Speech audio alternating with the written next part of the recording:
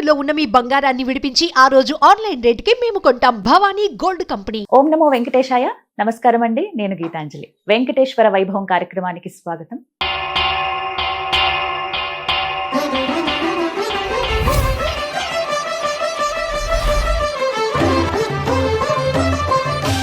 మనతో పాటు విశ్వపతి టీవీఆర్కే మూర్తి గురువు గారు ఉన్నారు. వెంకటేశ్వర స్వామి వారి మహిమల గురించి తెలుసుకుంటున్నాం, వారి మాటల్లో విందాం. గురుగారు నమస్కారం అండి. నమస్కారం తల్లి. నమో వెంకటేశాయ. ఓం నమో వెంకటేశాయ. అందరికి ఇష్టమైనటువంటి పండుగ ఏకాదశి. ఎంతటి భాగ్యమో ఆ రోజున స్వామి వారిని దర్శించుకోవడం అనేది. ఒక నెల ముందు నుంచి ఆ హడావిడి ప్రారంభం అయిపోతుంది ఒక రకంగా చెప్పాలంటే. అందరూ అక్కడికి అంటే తిరుమల వెళ్ళి దర్శించుకోవాలని చూస్తారు, కానీ కొందరికి మాత్రమే ఆ భాగ్యం. అసలు ఆ రోజు ఎందుకు అంత విశేషం? మనకి మామూలుగా ఏంటంటే తల్లి, మనకు తెలుసుగా 24 ఏకాదశులు ఉన్నాయి మనకి. 24 ఏకాదశులు ఏ ఏకాదశికి ఆ ఏకాదశికి ఒక విశిష్టత ఉంది. అండ్ ఏకాదశి రోజు శ్రీమన్నారాయణ ఒక చోట చెప్తాడనమాట. ఏంటి? మాసాన మార్గశీర్ష అంటే మాసాల్లో మార్గశీర్షం నేనే, మార్గశిర మాసం నేనే అని చెప్పేసి. అలాగే వారాలలో ఆదివారం ఆయనే. తిథులలో అండ్ తిథుల్లో ఏకాదశి తిథిని ఆయనే అంటారు. సో ఏకాదశికి అంత విశిష్టత ఉంది. అందునే మనం చూడడం, చాలా మంది ఏకాదశి రోజు ఉపవాసం చేస్తారు. ఇప్పటికి మామూలుగా కూడా అలవాటు, చాలా మందికి నార్మల్ గా కూడా మనకి అలవాటు ఉంటుంది. ఇప్పుడు ఈ మాసంలో శుక్లపక్షం వచ్చే ఏకాదశి దాన్ని మనం మోక్షద ఏకాదశి అంటారు, పుత్ರದ ఏకాదశి అంటారు అని పిలుస్తారనమాట. ఈ ఏకాదశి ఆ రోజు విష్ణుమూర్తి వైకుంఠం నుంచి 3 కోటి దేవతలతో సహా గరుత్మంతుడి మీద భూమి మీదకి దిగుతాడు ఆ రోజు. స్వామివారు శ్రీమన్నారాయణుడు వైకుంఠం నుంచి 3 కోటి దేవతలతో కలిసి భూమి మీదకి దిగే రోజు కాబట్టి అంత పవిత్రత అనమాట ఆ రోజుకి. అందుకని ఆ రోజుల్లో ఆలయాల్లో అన్ని చోట్ల కూడా ఉత్తర ద్వార దర్శనం అని ఏర్పాటు చేస్తారు. మామూలుగా మనకి తిరుమలలో కూడా ఉత్తర ద్వారం ఆ ఒక్క రోజు మాత్రం తెరుస్తారు. ఆ రోజు అక్కడి నుంచి వెళ్ళి స్వామివారిని దర్శించుకోవచ్చు. అండ్ మామూలు అన్నో ఆలయాల్లో కూడా మనకి అన్నిటి కూడా ఉత్తర ద్వార దర్శనం ఏర్పాటు చేస్తారు, వైష్ణవ ఆలయాల్లో చేస్తారు. ఆ రోజు ఏంటంటే ఎంత విశిష్టత అంటే, ఎందుకంటే సాక్షాత్తు స్వామి 3 కోటి దేవతలతో భూమికి వస్తారు కాబట్టి ఆ రోజు కనుక ఏ ఆలయంలో అన్నా శ్రీమన్నారాయణ వారిని మనం తెల్లవారుజామున సూర్యోదయం గంట ముందే వెళ్ళి దర్శించుకుంటే ఎన్నో కోట్ల జన్మల్లో మనం చేసుకున్న పాపం అంతా తొలగిపోతుంది అని నమ్మకం. అండ్ ఆ ఒక్కరోజు ఉపవాసం ఉన్నా మిగతా 23 రోజు ఏకాదశుల్లో ఉపవాసం ఉన్నంత ఫలితం వస్తుంది, అంత ఫలితం వస్తుంది. అసలు ఏకాదశికి ఇంకొక అసలు ఎందుకు విశిష్టత అంటే, పూర్వకాలంలో మురాసురుడు అని ఒక రాక్షసుడు ఉండేవాడు. ఆ రాక్షసుడు ఈ ఋషుల్ని తపస్సు చేసుకుంటున్న వాళ్ళని చాలా బాధిస్తుంటే అప్పుడు వీళ్ళంతా వెళ్ళి విష్ణుమూర్తిని మొరపెట్టుకుంటారు అనమాట. స్వామి, రాక్షసుడు మమ్మల్ని చాలా బాధ పెడుతున్నాడు, మీరు ఆ బాధని మమ్మల్ని కాపాడండి, ఆ రాక్షసుని సంహరించి అంటే విష్ణుమూర్తి వచ్చి ఆ మురాసురుడితో 1000 సంవత్సరాల పాటు భీకరమైన యుద్ధం జరుగుతుంది. అప్పుడు స్వామివారు కాస్త అలసిపోయి ఒక గుహలోకి వెళ్ళి కాస్త పడుకుంటారు. ఆయన బదరీ ఆశ్రమం దగ్గరలో ఒక గుహలో కాస్త విశ్రాంతి తీసుకుంటారు. అప్పుడు ఇతను మళ్ళీ వస్తాడు. అప్పుడు ఏం చేస్తారు? అప్పుడు స్వామి సంకల్పం నారాయణుల వారి సంకల్పం చేత మహావిష్ణువు నుంచి ఒక యోగ మాయ ఒక కన్యా రూపంలో వెళ్ళి, ఒక దేవతా రూపంలో వెళ్ళి ఇతన్ని సంహరిస్తుంది, ఈ రాక్షసుని. అప్పుడు ఏకాదశి అని నామకరణం చేస్తాం. సో అందుకని స్వామి ఏం చేస్తారంటే ఆ ఏకాదశికి ఆవిడికి ఆ దేవతకి కూడా ఈ విధంగా అనుగ్రహిస్తాడు. ఎవరైతే ఏకాదశి రోజు ఉపవాసం ఉంటారో వాళ్ళకి ఎంతో పుణ్యఫలం లభిస్తుంది అని చెప్పేసి. అందుకని ఏకాదశి అనేది ఎంతో ఇది. సో ఈ ఏకాదశి వ్రతం అనేది కూడా ఎలా చేస్తారంటే, ఏకాదశి రోజు అంతా ఉపవాసం ఉండి తర్వాత రోజు కూడా ద్వాదశి ఉపవాసం ఉండి ద్వాదశి రోజు సాయంత్రం ఆ ఉపవాసంతో పాటు విష్ణువునే స్మరిస్తూ ఎప్పుడు విష్ణు సహస్రనామం చదువుకుంటే చాలా మంచిది. ఆ రోజు విష్ణువుకు సంబంధించిన ఏ స్తోత్రాలైనా ఏమైనా కూడా చదువుతాం. అన్ని ఆలయాల్లో కూడా ప్రబంధ పఠనాలు అన్నీ జరుగుతాయి.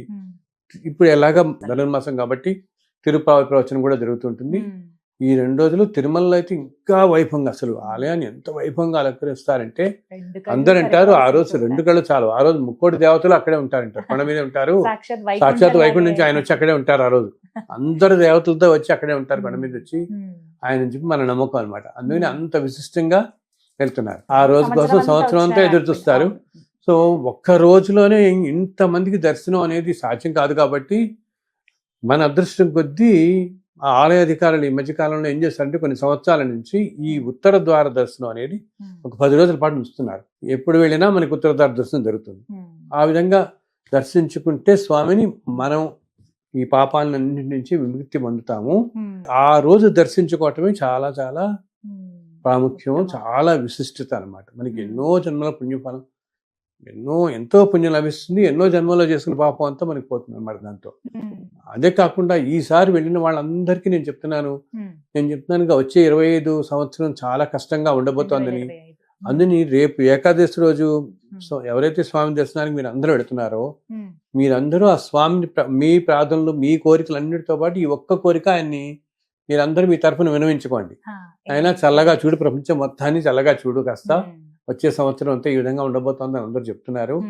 కాస్త చల్లగా కాపాడని చెప్తే ఆ రోజు ఎందుకు, ఆ రోజున సాక్షాత్తు ఆయనే ముక్కోటి దేవతతో సహా ఉంటాడని మన నమ్మకం, విశ్వాసం కాబట్టి తప్పకుండా అందరి మాటలు ఆయన వినబడి ఆయన చల్లగా చూస్తాడు అందరినీ కూడా. అందుకని ఈసారి ఏకాదశి రోజు వెళ్ళే భక్తులందరికీ నా విన్నపం, ఒక్కసారి మన దేశం గురించి, మన లోకం, ప్రపంచం అన్నిటికీ గురించి కూడా చల్లగా ఉండాలని ఒక్కసారి ఆయన ప్రార్థించండి. ఎంతో విశిష్టకరమైంది అనమాట. ఆ ఒక్కరోజు చెప్తున్నాను కదా, ఒక్కరోజు ఉపవాసం చేస్తే మిగతా 23 ఏకాదశుల్లో ఉపవాసం చేసిన ఫలితం లభిస్తుంది మనకి ఒక్కరోజుతో. అందుబాటులో ఉన్న ఎటువంటి వైష్ణవ అందుబాటులో ఉన్న ఎక్కడ దగ్గరలో ఉన్న ఏ ఆలయానికన్నా వెళ్ళి అక్కడ స్వామిని దర్శించుకుని ఒక్క 10 నిమిషాలని అక్కడ కూర్చోండి. ఇలా ఏదో వెళ్ళి స్పీడ్గా వచ్చేయడం కాదు, ఒక్క 10 నిమిషాలు. ఎందుకంటే ఆ రోజు అన్ని వైష్ణవ ఆలయాల్లోనూ ఆ దేవతల శక్తి ఉంటుంది కాబట్టి ఆలయ పరిసరాలన్నీ ఎంతో శక్తివంతంగా ఉంటాయి. ఇంత దేవతలు ఉంటారు కాబట్టి తిరుమలనే అనుకోక్కర్లే, మనం ప్రతి వైష్ణవ ఆలయంలోనూ ఆ శక్తి నిక్షిప్తమే ఉంటుంది. ఆ రోజు ఆ దేవతలు అందరూ వస్తారు కాబట్టి అక్కడికి. సో మీరు దర్శనం చేసుకుని ఆలయ పరిసరాల్లో ఎక్కడైనా ఆలయ లోపల, మండపంలోనో, బయట వీలైన చోట ఒక 10 నిమిషాలు మీరు కూర్చుని కాసేపు మీకు తెలిసిన, మీకు తోచిన, మీకు తెలిసిన, మీకు వీలైన స్వామివారి నామాన్ని ఏదైనా పఠించండి. ఓం నమో వెంకటేశాయ, లేకపోతే గోవిందానో, మా విష్ణు సహస్రనామావి వచ్చిన వాళ్ళు పుస్తకం చదువుకోవచ్చు. అన్ని లేని వాళ్ళు కేవలం ఆయన నామాన్ని గోవిందానో లేకపోతే నమో వెంకటేశాయ అని ఇలా ఒక 11 సార్లు 21 సార్లు ఒక్క ప్రశాంతంగా కూర్చొని ధ్యానం చేసుకుంటే ఆ టైంలో ఉండే ధ్యానానికి ఉండే ఫలితం ఎన్నో రెట్లు ఇస్తుంది మనకి అనమాట. ఇవి పర్వదినాలనేవి మనం ఎందుకు చెప్తాం, పర్వదినాలన ఇప్పుడు యూనివర్స్ లో కూడా ఆ ఎనర్జీ అంతా ఎక్కువ ఉంటుంది ఆ రోజుల్లో. రకరకాల పండుగలు మనకి వస్తాయి కదా, దసరా, నవరాత్రులప్పుడు కానీ, అవును ఇప్పుడు క్షీరాబ్ది ద్వాదశి వస్తుంది మనకి, గురు పూర్ణిమ వస్తుంది, గురు పూర్ణిమ, తొలి ఏకాదశి, ఇవన్నీ విశిష్టమైన రోజుల్లో ఏంటంటే యూనివర్స్ నుంచి కూడా మనకి ఆ రోజు ఎనర్జీ చాలా పాజిటివ్గా ఉంటుంది. సో ఆ రోజు అందరు దేవతలు ఈ భూమి మీదకి వస్తారు కాబట్టి అప్పుడు మీరు కాసేపు ధ్యానం చేసుకుని కాసేపు స్వామివారిని స్మరిస్తూ కూర్చుని ఉంటే దానివల్ల మన శరీరం, మనస్సు అన్ని శుభ్రవంతం అవుతాయి అన్నమాట. కంగారు పడకుండా రండి అని చెప్తాను నేను అందరికీ. ఒక ఆలయాలు ఇంకా ఏంటి, ఒకవేళ ఏదైనా అనారోగ్యాల వల్ల ఏదైనా వీలు కాక వెళ్ళలేని వాళ్ళు ఉంటే ఇంట్లోనే కూర్చుని కేవలం భావన చేసినా చాలమ్మా. భావానికి ఉన్నంత ప్రధాన ఈ విశిష్టత ఇంకోటి లేదు. స్వామివాడు ఎంతటి కరుణామయుడంటే మనం ఆ భావనతో చేసినా అంతటి ఫలితాన్ని నీకు ఇస్తాడు. నువ్వు కూర్చున్న చోటు నుంచి ఏదైనా అనారోగ్యం ఉండి ఆ రోజు వెళ్ళలేని వాళ్ళు, వీళ్ళని వెళ్ళలేని వారు ఒక్కసారి మనస్సులో తలుచుకుని మీరు స్వామిని నమస్కారం చేసుకుని మనస్సులో నమస్కారం చేసుకుంటూ ఆ ఉత్తర ద్వారం నుంచి నడుస్తూ స్వామిని దర్శించుకున్నట్టు భావన చేసుకోండి. అప్పుడు కూడా మీకు అంత ఫలితము కలుగుతుంది. అయ్యో నేను తిరుమల వెళ్ళలేకపోయాని అనుకోవద్దు. మీరు ఇంతకుముందు ఎప్పుడో వెళ్ళుంటారు కాబట్టి ఆ ఆలయాన్ని ఒక్కసారి ఆ ద్వారం నుంచి వెళ్తున్నట్టు, ఆ స్వామిని దర్శిస్తున్నట్టు భావన చేసుకున్నా ఆ స్వామి మీకు అంతటి అనుగ్రహాన్ని ప్రసాదిస్తాడు తప్పకుండా. ఎవరు మిస్ చేసుకోవద్దని చెప్పి గొప్ప అవకాశం ఇది, స్వామిని కొలుచుకునేటువంటి ఒక కొలుచుకోవడానికి భాగ్యం ఇది నిజంగా. తేలిక, ఎంతో తేలిక ఉపాయం అనమాట. చెప్పారు ఆ కదా, రోజు నిజంగా ఒక పండగ వాతావరణం ఉంటుందండి ఖచ్చితంగా. అన్ని ఆలయాల్లో కొన్ని వేల మంది చక్కగా వస్తారు. అలంకరిస్తారు ఆలయాలన్నీ కూడా, చిన్న పెద్ద తేడా లేకుండా అందరూ వస్తూ ఉంటారు. అవునవును. సో వెళ్ళే వారందరూ కూడా ఏంటి, ఓకే ఇదేదో మనం వెళ్ళి తీరాలి, వెళ్తే మంచిది పుణ్యం మొక్కుబడిగా అన్నీ ఒకటి. కాకుండా. దాంతో పాటు ఆ థాట్స్ కూడా పెట్టుకోండి, అలాగా పాజిటివ్గా పెట్టుకుని థాట్స్ అన్ని కూడా ఇంత విశిష్టమైన రోజున ప్రశాంతంగా ఉండాలి అని మనస్సును ప్రశాంతంగా ఉంచుకుని భగవంతుని మీద ధ్యానం చేసుకుని కాసేపు ఆ విధంగా స్మరిస్తూ గడపండి ఆ రోజు. కాసేపు ఆలయంలో దర్శనం వెళ్ళినప్పుడు కానీ అది మనకి ఎంతో విశేషమైన ఫలాన్ని ఇస్తుంది అనమాట. ఆ రోజు మనందరికీ ఆ స్వామివారి అద్భుతమైన దర్శనాన్ని ఆ రోజు అనుగ్రహించి అందరి జీవితాలు చల్లగా ఉండేలాగా అనుగ్రహిస్తాడని ఆశిస్తున్నాను. మనసారా స్వామిని ప్రార్థిస్తున్నాను. ధన్యవాదాలు గురుగారు. నమస్కారం.